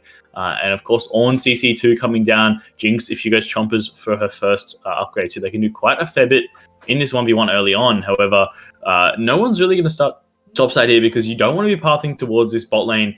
You definitely want to be focusing around this mid lane. This is where most of the damage is going to be. But I Love Connie just going to walk away. Oh, hits by the bubble. Yeah, Sleepy Trouble bubble does connect into the Aqua Prism, forcing the flash out of I Love Connie. So already half health, flash gone, going to miss at least one wave of minions or go to lane in a very bad state. Yeah, it looks like he'll just back to the base here. Might have to teleport back to lane. Also, he's in one of those top lanes, so might not miss as much CS, especially given the fact that the Ornn is leashing the Kayn here up in the top side. So obviously Kayn wants a power farm, not going to really go for any ganks until he gets even towards that level 6 or starts getting his form upgrades. So, the Kayn ganks early on not going to be that impactful, but I really hope that this Trundle heavily focuses towards this mid lane and stylishly can manage the wave effectively in freeze. If you get an effective freeze on Zoe, she's going to be really hard pressed to start pushing that lane down, especially because she's gone for execute as well, electrocute as well. And assuming she's gone the correct runes there and gone for inspiration secondary with given her Doran's ring starting item, doesn't look like she's actually taken the right runes there on that champion. So might be a little bit different, but on Zoe, you really need to go Sorcery Tree, given the fact that the Nimbus Cloak Mastery synergizes so well with your summoner spells. Being able to get that massive movement speed, of course. Spell Thief, their W for Zoe, provides so much utility whenever you're pressing those abilities. Pac-Man trying to throw the damage back over to Namechange. Already burns a flash. Jeans tracing from behind, dropping those heals as well with the ebb and flow. Pac-Man able to escape from that one. It was started off on an Aqua Prism, connecting onto 24720. However, despite all of it, trade does go a bit in favor of the Redeemer side. They did get the flash out of Namechange. Yeah, I mean, that was a great trade there from Pac-Man, knowing his champion obviously looks a little bit more comfortable on this Kog'Maw than he did on that Varus, knowing, what his champion limits are. And early on, Lulu is very difficult to beat, given the fact that your Lulu offers that heals and shields, offers the attack speed boost as well to the Kog'Maw. Also, Kog'Maw going for barrier means he's going to be a lot more apt in this 2v2. This will be first blood for sure. Madflyer should be able to help secure this one. Although LoLQHS is turning the damage back, and with help from the minions, actually secures the first blood on the Maokai. sshoirrao still looking to secure that kill, try to make it a 1-for-1, but the minions are doing so much work back. Ornn charges, Ornn misses, twisted advance, Connie turns it around, gets the double kill under the tower. Stylish is able to find one as well. 3 kills across the map go to the Redeemers. Rochedale do get one back. And that's a fantastic start there for the Redeemers. Obviously, poor gank there from Madflyer up in the top side early on, thinking he can go for it, but minion damage is such an important thing, and Maokai had such a big wave built up. Obviously, given the fact he was late to lane in the first place, meant that Ornn had to push on, which means it was just bouncing back. There was a huge minion advantage, and that's not when you want to fight, when the enemy has a minion advantage. Getting that red buff, of course, first kill onto the jungler means he had that healing coming up. Of course, Maokai, very famous for his passive there, healing him off every ability he takes, and charging down Ornn. You never see Ornn get solo killed earlier. Yeah, that was absolutely bizarre as well, because you're looking at the situation, right? The wave is frozen in a great spot for sshoirrao. Flash already down from LoLQHS, as well as kind of being half a wave behind. I can understand going for that gank, thinking you have like a massive advantages. Let's try to accelerate it. But the downside, when you fail to pull it off, was absolutely massive. LoLQHS went from being completely out of this game to being like more so than just in it with that double kill in his favor. Now, still is a bit behind. That wave is still frozen against him, but there's no way Madflyer is going to be going back to gank again. I feel like Connie just has complete control of the top half of the map right now. Yeah, while he has this double buff available, it's going to be so difficult to do anything. He's also got a big EXP lead. Of course, getting those 2 kills adds about 120 EXP each, which is going to give him a rather large advantage. You see here these minions as well just doing work. Unfortunately, taking a tower shot, but in this mid lane, I mean, obviously, that was the other kill we did miss. LL Stylish got traded a 1-for-1 kill with HeroicFeet. Going a little bit over aggressive and taking down Zoe here, who I'm so peculiar. I've never seen this build on a Zoe before. It's an interesting build, and I think she's being aptly punished for it, not playing that champion correctly. Silas not wanting that red card right there. You saw him pull out. Another fight meanwhile happening up in the top lane. sshoirrao just not winning these trades at all, unfortunately for this Ornn, who is going to be forced back underneath the tower. And this is the game that Redeemer won. When you have 2 of these team compositions that are a bit more comfort perhaps than they are necessarily, synergistic, it does come down to those individual performances and almost like win lane, win wallets, beat opponents with wallet, win game. I do feel that might be that factor right here. And Redeemer, with this small lead at the moment, if they're able to keep building on it, they could find themselves in a great spot. Yeah, precisely, exactly. Redeemers need also back against the wall, down 0-1 in this series. They're fighting to stay alive in this tournament, in this competition, and pick up the first dragon, actually going to Rochedale instead. Interesting to see the Trundle obviously not in the right position to get that up. Hopefully Trundle can kind of force himself into this game, because I think he's going to be one of the key members, especially in this mid lane, and help punish that HeroicFeet's flashes down. Zoe is so immobile, and she's so easy to be punished when she doesn't have her flash up or any summoners available to proc that Nimbus cloak. Of course, she's gone for sorcery in her masteries. And I really need to hope that he's pushing towards this mid lane and help punishing the Zoe, because early on she has such mana issues when she's trying to push out this wave. And given the fact that TF is trying to contest that wave push and is blocking these bubbles coming through, she's very dumping all this mana on the wave. Pac-Man getting super deep, does get caught by the Aqua Prism. Flash used aggressively by 2470 to probably block the zap damage, but instead Pac-Man stayed standing still amongst all the minions and will get run down as Madflyer joins the fray. 2470 trying to escape, trying to shield himself, but is not going to get out of this one. Those missiles doing too much damage. A double kill for namechangmanghan, although Jeans did fall on the backside of it all. Yeah, I mean, a very super aggressive play there from the Redeemers and got punished. The flash there was the big question mark for me out of that entire fight, as well as Kayn being there. I think going for that play was quite smart from Pac-Man. Of course, know that Kayn just took down the dragon about 30 seconds prior, had gone for his reset, and it would be conclusive that he would go towards his topside where his camps are now spawning. As you can see on the minimap, his entire topside jungle is up and available. So for him to path back towards that bot side and potentially know that there could be a fight going on is quite proactive on his side. But if he didn't pull that off and went there and nothing happened, it would have been a big waste of time for him and his team, and potentially a large mistake there avoided there from Rochedale. Yeah, and off of that double kill as well, name change definitely starting to accelerate, I feel, this game a little bit for themselves as well. That's going to be that big source, I feel, of area of effect damage. Those rockets are going to be needed later and later this game goes. So if Rochedale can get themselves into that comfortable position as soon as possible with those kills, they'll be more willing, I think, to fight for some of those later game neutral objectives at an earlier stage. And it kind of slows down the accelerated pace that the Redeemers were going for that far. That said, Pac-Man still looking to force fights right now, thinking they can win these trades, but that's a great route into the Aqua Prism. Pac-Man stays alive. Super Mega Death Rocket does not get the kill because Stylish is here to chase them back, puts down a lot of health against name change, but the healing from the Aqua Prisms, I mean, sorry, not the Aqua Prisms, the Ebb and Flows, as well as the heal itself being used, did keep name change alive. A bit of a messy skirmish, it felt like, down there, but at the end of it all, everyone does escape. Yeah, Kog'Maw playing ridiculously aggressive for a champion that I'd say hard outscales the Jinx and overall hard outscales this enemy comp, because other than the Ornn and of course the tidal wave from Nami, it's very difficult for him to actually get on top of Kog'Maw in these team fights if he's positioning correctly, especially with the way ILoveKhanemy is piloting this Maokai. He's looking quite effectively. Oh, a bit of a gank happening again. We've seen this before. Last time it was turned around. ILoveKhanemy. This time he's going for sshoirrao first, and that Ornn has gotten a bit more tanky since the last time they fought, so the kill will be secured by Rochedale. Yeah, precisely. Unable to really land that in bubble. We use it for Zoe because she could be in trouble, especially if this Trundle wants to come into this game, but instead just content power farming, which is something you traditionally see the Kayn doing more and more, but not willing to turn around and get into this game. I think the Trundle really needs to get involved here for Redeemers. Yeah, I have to agree. I mean, this is the second game in a row where it almost feels like that Ning has just not had that impact on this Trundle that you would like to see. HeroicFeet gets a bit of poke right there onto Stylish, not able to finish him off just yet. That Trouble Bubble might make things interesting. It forces a cleanse, as a matter of fact, out of Stylish, and that could mean a target in the near future. More skirmishing happening down below. An immediate paddle start to the face does a bit of damage to Stylish. As up in the Rift Herald, ILoveKhanemy has caught out Madflyer. The ultimate is going to be used to buy some time. ñænGmyœn's here, but so is sshoirrao, who's looking to turn this around. Madflyer stays alive. Rift Herald does go down. It was secured by Rochedale. sshoirrao will pick up the eye, but it'll probably be beaten down by that big old club of ñænGmyœn. Recognizing that, sshoirrao walks into his doom. A double kill goes to the troll. HeroicFeet trying to get out, nearly connects with that paddle star, but now is in a very tough situation. Does have two flashes. Okay, only one flash available. Super Mega Death Rocket way wide to the right there. Gets with the Sleepy Trouble Bubble, but does not connect with the paddle star. Forced to run flash into the Wolf Cap, and the Wolves eat on Zoe for dinner.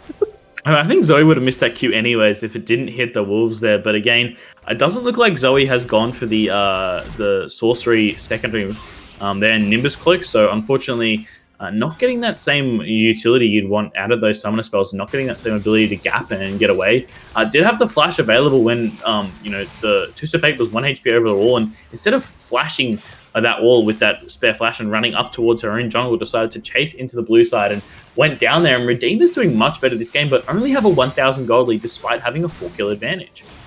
Yeah, this is a very tense game right now, I feel like, for Redeemers. I mean, yeah, they're getting these kills and they're putting that pressure down, but when you're just looking at the CSs across the board, really, it's just all in favor of Rochedale in this one, and that's kind of what's keeping Rochedale in this. I still feel they're going to want to try and go late, as awkward as it is, just because of name change. That said, though, they could be looking for a fight right now. Madflyer able to get on ñænGmyøn, who's taking a lot of abuse as Jinx gets there. Great flank coming from sshoirrao, is able to stop the retreat, gets the double knockoff as well. Most importantly, they do get Pac-Man out of the fight. ILoveKhanemy was going from the flank from behind, is able to find Jinx, but now has the attention of name change and will get gunned down. Pac-Man still being chased as well. sshoirrao able to secure that one for his team, and Stylish, the last man able to walk out of this one, but that will be another dragon going Rochedale's way. And once again, Rochedale, despite having probably the not as synergistic comp, have just been completely outclassing Redeemers in this team fight, and a big mistake from TF here. Yeah, why did he go back to lane? He's actually going to be very lucky if he gets out of this one. Sleepy Trouble Bubble does connect, and that yellow card ain't going to do too much. Not a lot of damage coming from the paddle stars at this stage of the game, as it's a very defensive build coming out of HeroicFeet. Yeah, I think there's no chompers there, or not enough mana for chompers on the Jinx. I assumed she would have had the chompers up and would have dropped that on Stylish's head and would have secured a kill. But this Rift Tower in the bot side being dropped won't be able to pick up a tower just yet. But sshoirrao on this Ornn will go down to... yeah, he's not going to get out of this one. I would like to think Pac-Man actually arrives to secure the kill. So a nice turn of fortune, I suppose, for the Redeemers right there. I think sshoirrao would have been better off not using Flash and almost giving that kill over to the Trundle instead of Pac-Man, who now has 3 kills. The Cole is almost finished, so that'll be a nice little gold boost as well. Pac-Man also fighting for that late game. And there's just such big gold discrepancies between these two sides. They're up in kills Redeemers, but they're still down 2k gold because of the plate gold. You think of the plates all across the map. There's 1 plate left in the bot lane, 3 in the mid lane, 4 up on the top side, as well as the CS leads. Ornn obviously benefiting from that early lead. In this jungle, the Kayn 100 CS despite doing so much more in this early game. And I think, one of the key areas that Redeemers really have been lacking is in this jungle from this Trundle. You're picking this very aggressive early jungler who scales quite well, and this White Trundle is one of the best champions and has so much ability with this pillar to punish immobile champions like the Zoe in the mid lane, but just hasn't been able to do it. Stylish using his ultimate to join this fight down below, but I don't think he was expecting sshoirrao to be rotating down at that time, so a bit of a wasted ultimate coming from the Twisted Fate in this situation. Tower does continue to stand, and you can see the rest of Rochedale starting to make their way down below. They could be looking to turn this around. I find this very interesting because there's no objective down here. This is almost fighting for the sake of fighting right now, but Rochedale, they're feeling confident. They're looking forward. HeroicFeet goes underneath the tower. Super Mega Death Rocket does miss. Pac-Man forces a flash out. 2470 gets very low. Under the tower we go. That's an incorrect decision from Madflyer. Definitely feeling more mad than Flyer in this instance. He does get gunned down. Half of her feet going back in just as ñænGmyœn comes to cut off the retreat. So very aggressive posturing turns into disaster for Rochedale. Yeah, just super over-aggressive plays from Rochedale and mechanical misplays from all 3 members there. Unfortunately, none of the kills went to this Kog'Maw and Pac-Man. That's where you need these kills to be going. This is where you need the gold to be stacking onto this one carry. Who is that main DPS leader? Twisted Fate completing his roller at 14 minutes into the game means he will not be relevant for damage at any point during this game. Although, that roll is going to stack up and he'll get their Lich Bane next, he's just not going to be relevant. You need to get that roller around the 10-minute mark if you want to accelerate on the Twisted Fate. So even if he gets 10 kills, the MR is going to scale too hard and he just won't be doing any damage until later he goes into this game, which is a little bit unfortunate for this pick, and it means there is so much damage reliance on the Kog'Maw. Thankfully, Kog'Maw has quite a balanced damage profile, so you can't itemize against him, which is why he works so well in a protect the carry comp, because he has that flexibility in his build path. And as you see here, Madflyer in the mid lane going for a gank, but yeah, another gank. This one's not going to pull off. Both Trouble Bubbles did miss, and the gold card did hold HeroicFeet back.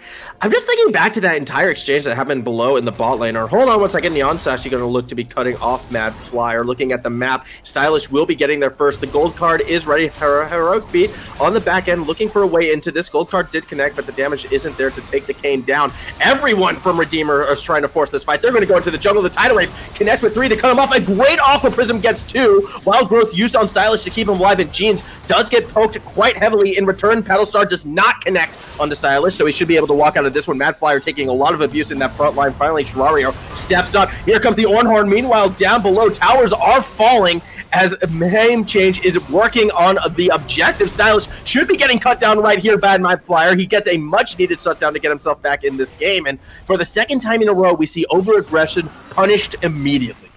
Yeah, exactly. Again, Redeemers pushing way too far into trying to get a kill. I mean, definitely could have looked for something onto Madflyer, but again, just unable to really do anything there. And in this bot lane, Name Change is just soloing, just being a split pusher and just getting so much gold accrued in CS and towers in these side lanes. Yeah, absolutely. I mean, not only do they win the fight, but with Name Change just shoving in that bot lane, getting 2 more towers, that's gold going directly to this Jinx, who, again, is going to be that massive source of damage for Rochedale later in this one. They're going to get themselves another Rift Herald as well, unless we see, ñænGmyøn just immediately run up there to try and contest it. I don't see that happening with the amount of vision that has been put down by Rochedale as well. So the Rift Herald does go to the red side. That is twice now they've been able to collect this one. They've gotten both dragons as well. Every neutral objective still going Rochedale's way, despite again, being down in kills. Yeah, exactly. I mean, the one thing I will have to point out, though, is with this Jinx getting fed more and more fed, I really hope Pac-Man here and Redeemers realize to win these team fights and to get damage out, Pac-Man needs to make sure he goes for that Runaan's Hurricane as his second item rather than the Ginsu's Rage Blade. And also pick up an Executioner's Calling, too. I think in lane that would have been quite effective to kind of curb the healing that Nami gets. Kayn also is, a very heavy lifestyle champion. And I think an 800 gold investment into that Mortal Reminder with the Runaan's Hurricane, hopefully that he builds that in the correct order second there for Pac-Man, could definitely turn this fight around, because Redeemers are still in this, but they could fall out very quickly if this Jinx gets online before Kog'Maw does. sshoirrao actually getting a lot of damage, and this could be the first neutral objective going Redeemer's way. It doesn't look like Rochedale is going to be able to really push back in time. They might still try to pick up a fight on the back end. The Super Mega Death Rocket tried to use the steal. Call of the Forge God only connects really onto the front line, but the follow-up with the Tidal Wave does bring down Neon. Chase still happening, going super deep is Madflyer. Pac-Man should be able to turn this, especially with the zap missing, but at the end of the day, the missile does connect, so Namechange gets himself a double. More damage as Stylish will be the next target. A triple now for Namechange. 7-1 on this Jinx. Bricks expected to fall as only 24720 is left standing. Yeah, I think that could be the game there for Rochedale. This Jinx way too far ahead. Kog'Maw unable to really contest. Hasn't got the team around him to kind of facilitate him in this solo hyper carry role. And now that Jinx is fed, she's going to get back. She's going to finish her Runaan's Hurricane. And once that item is on this Jinx, she's going to be almost unstoppable in these team fights. And I think you could be 1 or 2 team fights before Rochedale take the game.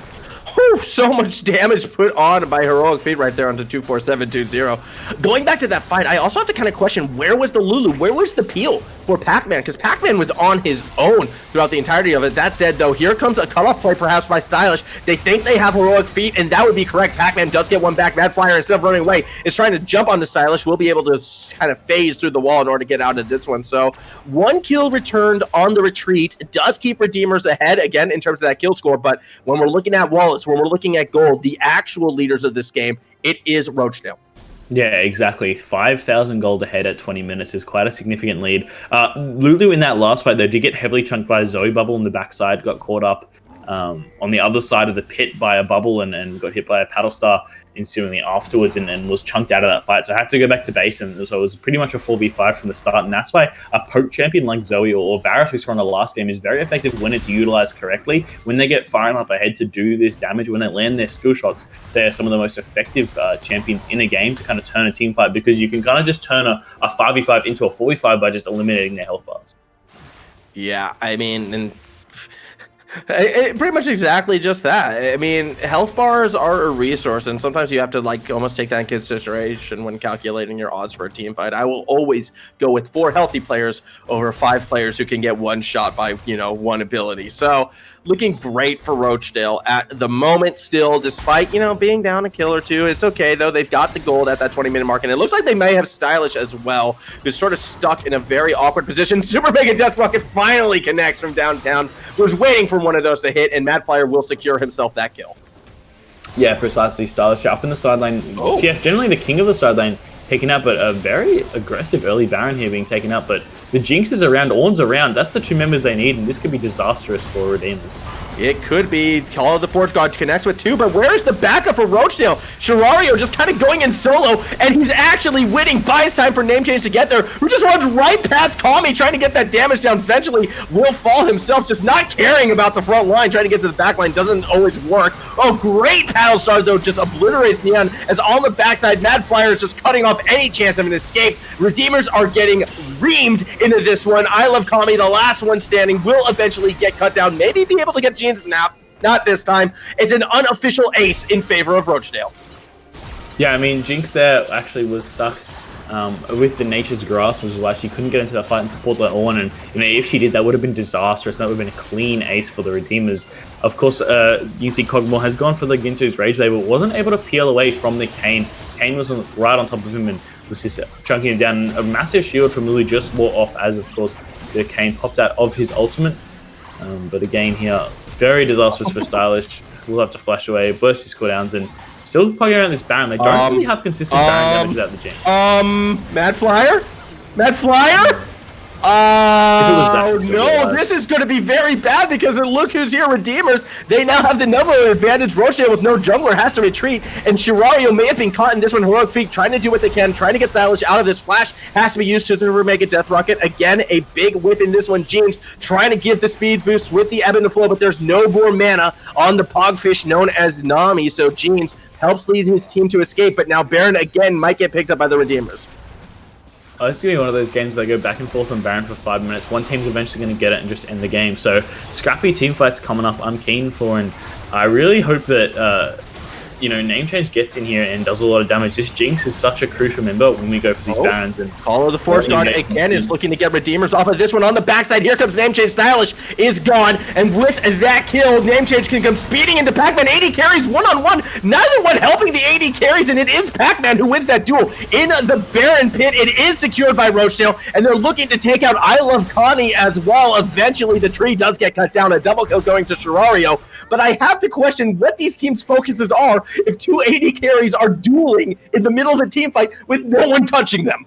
Yeah, a bit of an interesting fight from both sides. Of course, Rochedale coming up on top because of this threat of HeroicFeet on the Zoe doing so well to kind of help facilitate her team there. And of course, now the Baron going over means his inhibitor will fall. And Rochedale, we saw in the last game, was so efficient at quickly clearing out a game once they got an inhibitor down. And if it happens again, I could see maybe the same fate Baron. That could do it. Wild Growth is not going to be enough to keep Pac-Man alive as sshoirrao just stands and lets everyone from the Redeemers run past him. Kind of the sacrificial Ornn in this situation right now, and staying alive for quite a while. Another Super Mega Death Rocket just nowhere near where the actual fight is. How is sshoirrao still alive? Okay, finally he goes up, but he helps get a kill on the back end as HeroicFeet was able to find 24720. Yeah, exactly. Zoe just getting that poke in. Ornn, such a strong champion, so impossible to kill. Of course, with those double Ornn upgrades available, plus Bramble Vest, you're kind of doing more damage to this Ornn than he's taking, when you're hitting him with that Bramble Vest. Thankfully, of course, a bit of AP damage on the Kog'Maw side, but with that Abyssal Mask, it's so incredibly difficult for them to do any damage, and Ornn's basically unkillable. Yeah, that's kind of what it's looking at right now, and I feel like if we get into a proper 5v5 front-to-back fight, which each of these teams kind of are leaning towards by how much gold these 80 carries have, I'm leaning towards Rochedale right now because of that Ornn's ability to stay alive, although we have kind of seen it a bit on the I Love Connie side. sshoirrao has been able to stay standing that bit longer. However, when we get into these situations, these melees are just so scattered. There seems to be like no communication in these team fights at the moment. Yeah, it just seems to be very scrappy and very solo QS. There's no, I'm going to look after Jinx here. Make sure you peel for Jinx. The Kog'Maw's not going, peel me. I've got Kayn on top of me. Help. You've got kind of like the Ornn and the Maokai and the Trundle just running at the backline for Rochedale, getting kited out. And then at the same time, this Kayn's just diving on and getting right on top of the Kog'Maw here and just kind of shutting him down, shutting him out of the fight and stopping him from doing damage on the majority of the team. What I find interesting, though, as well, with the sort of mentality of both of these 80 carries, Namechange is more willing to run after and chase people down. Pac-Man always seems to be running away. So this is both good and bad from each side, because Namechange sometimes just runs so deep that he dies. Pac-Man sometimes runs so far away that the team can't peel anymore because he's just completely out of the fight and is no longer throwing down autos, no longer throwing down damage. It's very interesting, and I think it's reflective of the state of the game at this stage, just because Rochedale is that far ahead. They are willing to be a bit more aggressive, but I think we should either 80 carry kind of calms down and plays around the team better first is going to be the team that wins this game and possibly this series at this stage.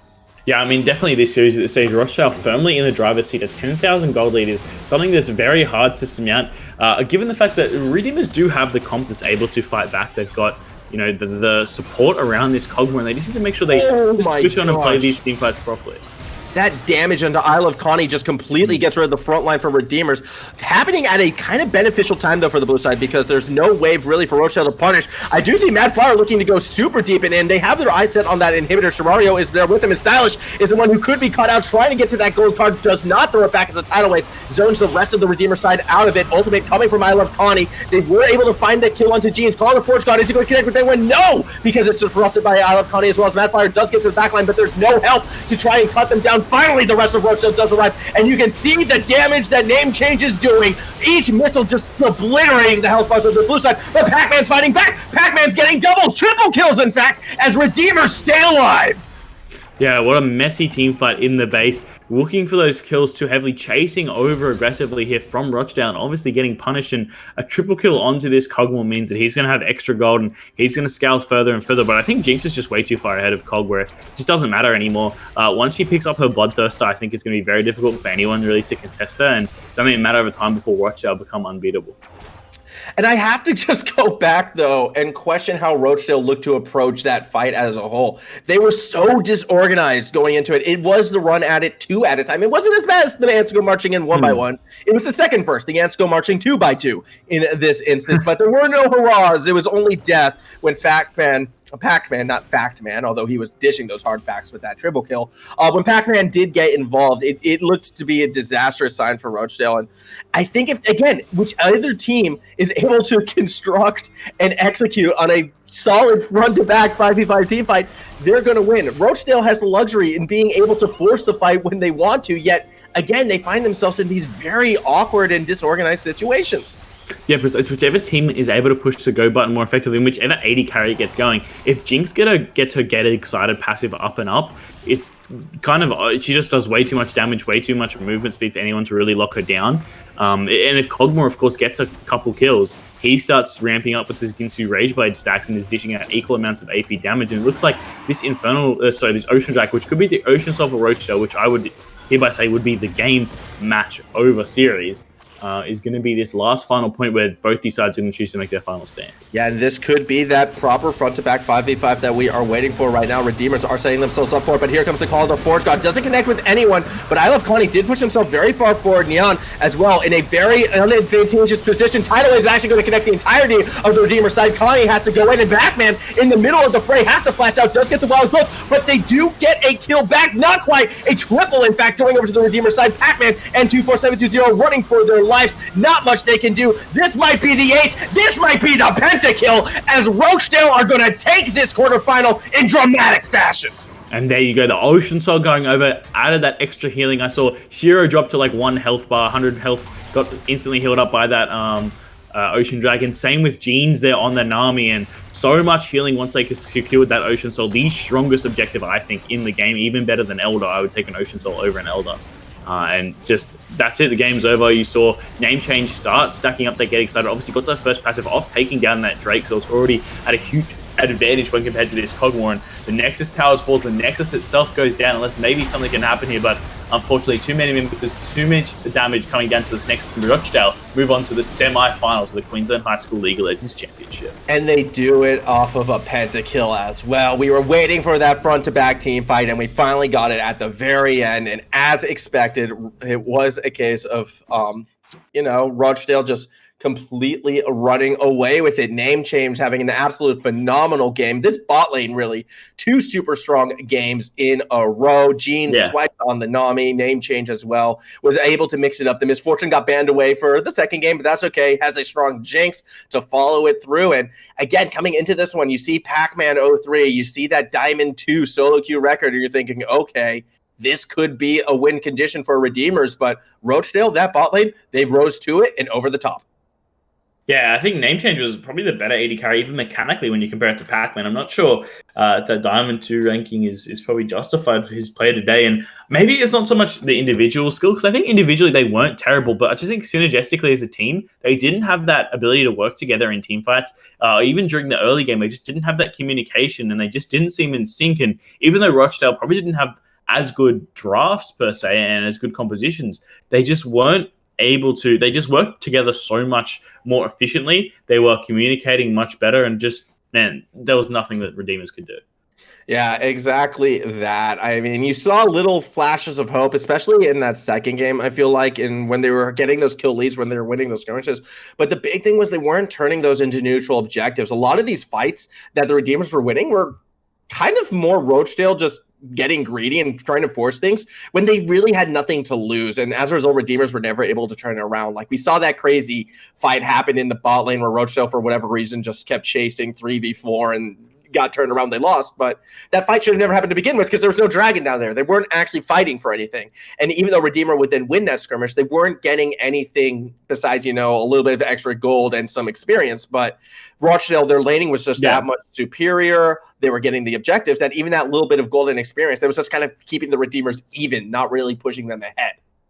Exactly. I think like another core issue was there was a big gap in jungle this game. I think the Trundle both games, although it was a great pick, and they didn't really get the full utilization out of the investment they put into this Trundle. He fell behind in CS both games despite not going for any proactive early game plays.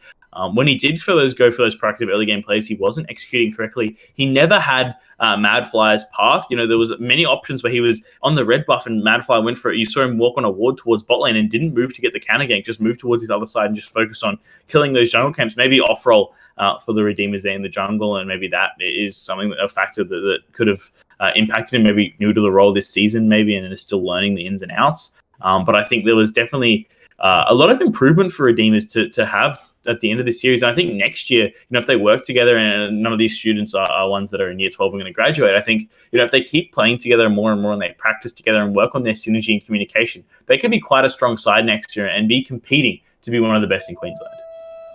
Oh, doorbell.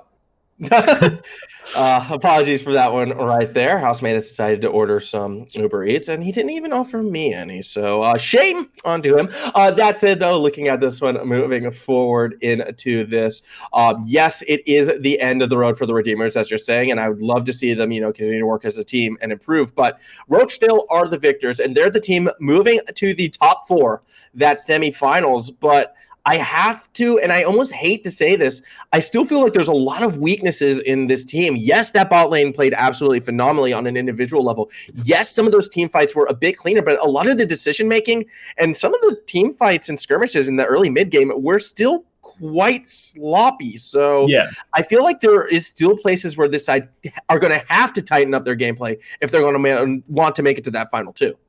Yeah, and I think, if I'm looking at these 4 sides, if you look at the regular season ladder, the top 4 teams were Indooroopilly State High School, Mansfield Minotaurs, McGregor, and of course Rochedale Rhinos, who all throughout the season were battling for that top spot. I think Mansfield and Indro, I believe, were the top 2 at the end of the season.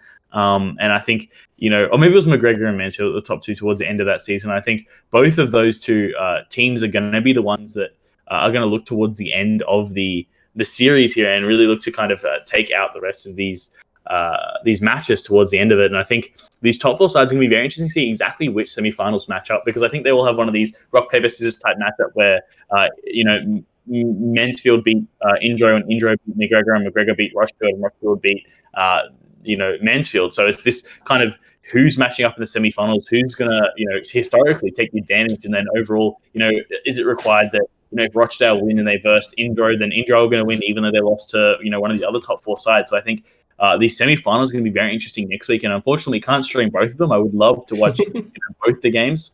So unfortunately, that might not be the case. But I think these top 4 sides all have equal opportunity to take out this, and any of them could win them.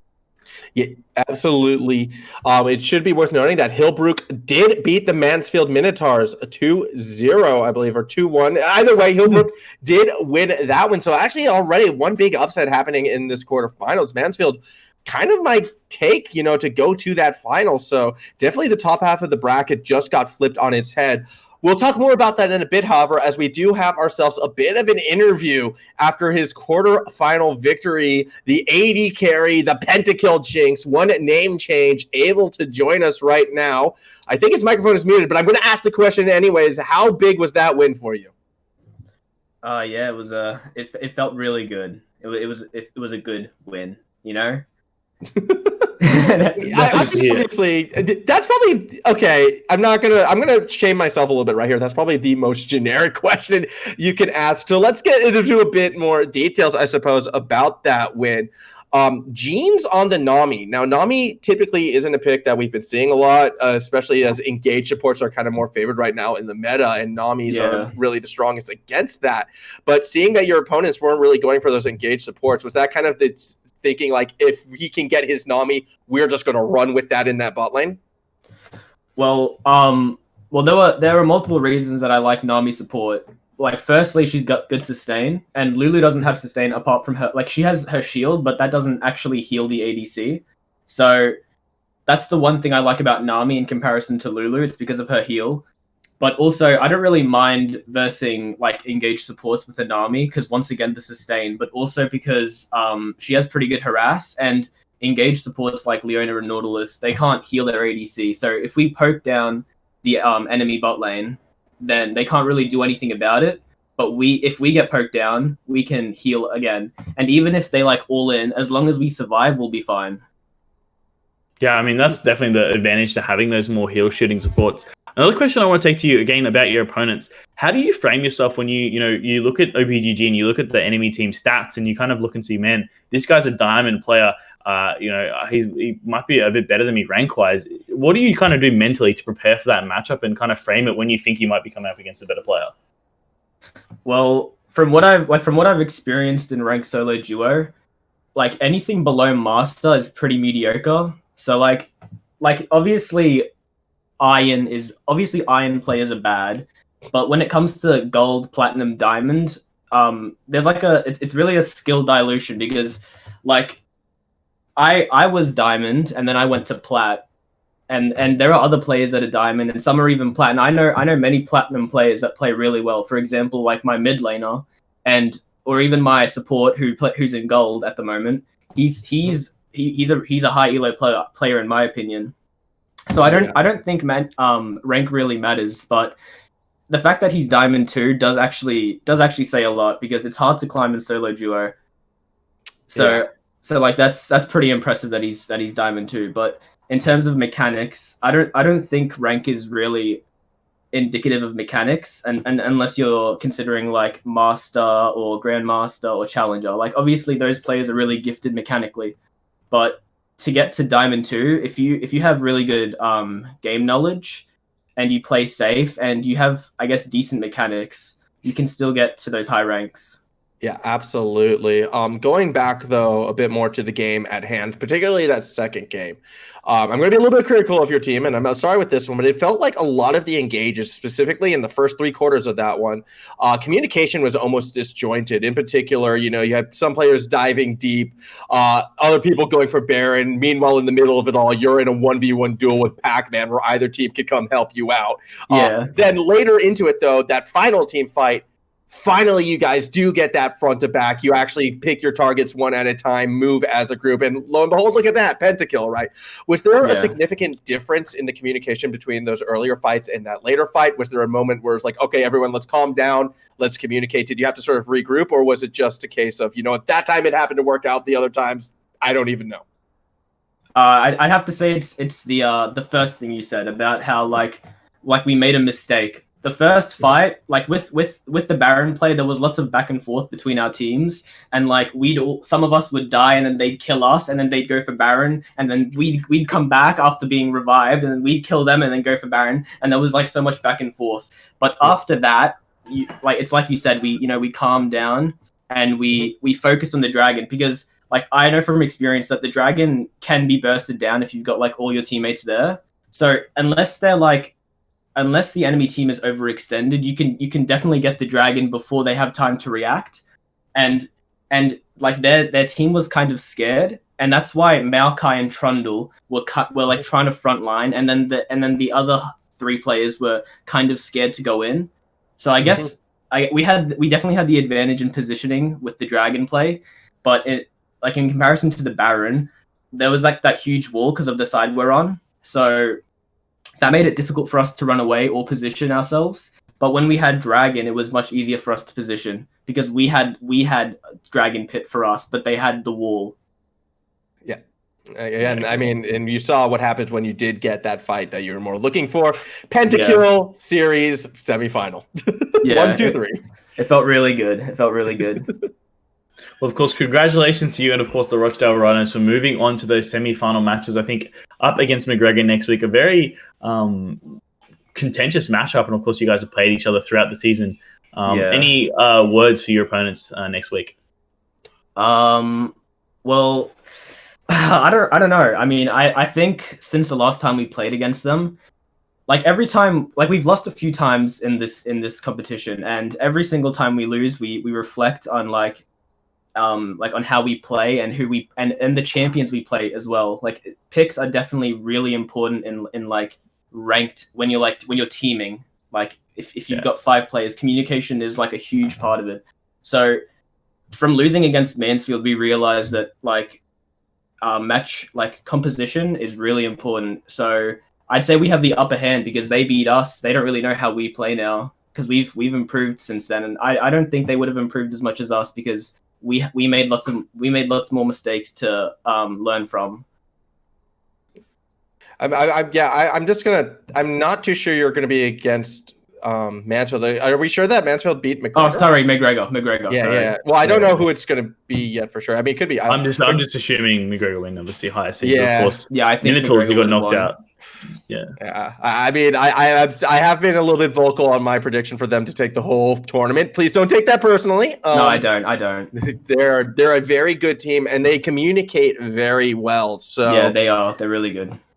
It's definitely going to be an exciting series nonetheless. One last time, I'm going to congratulate you on your victory. Well-deserved today, 2-0. Second game, a little bit shaky at first. The first game was pure dominance. I have an MVP in mind. I want to keep you here for this MVP discussion. All right? I have an MVP in mind. It's similar to the first game. I'm curious, though, if my co-caster agrees. And I'm curious if the AD carry agrees when I say the Pogfish deserves the MVP for this series. That Nami play. I am speaking, of course, of the jeans. I'm wearing jeans right now, so it might be affecting my decision right here as well. But I'm kind of leaning towards jeans as an MVP of this series. Yeah, Honestly, I can support that. Yeah, I can definitely support that. But I also think our top laner as well.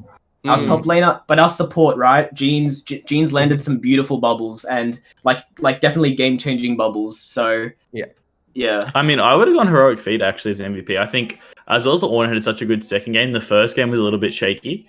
But I think definitely the Cassio in the first game was probably second best, and I think again the Zoe was up there in terms of performance. I think the second game was very scrappy, so it's very hard to see a very clean best performer. I mean, obviously the Pentacle's worth a mention too. Of course, the Jinx did quite well, but again, I think some of those sideline plays were a bit peculiar.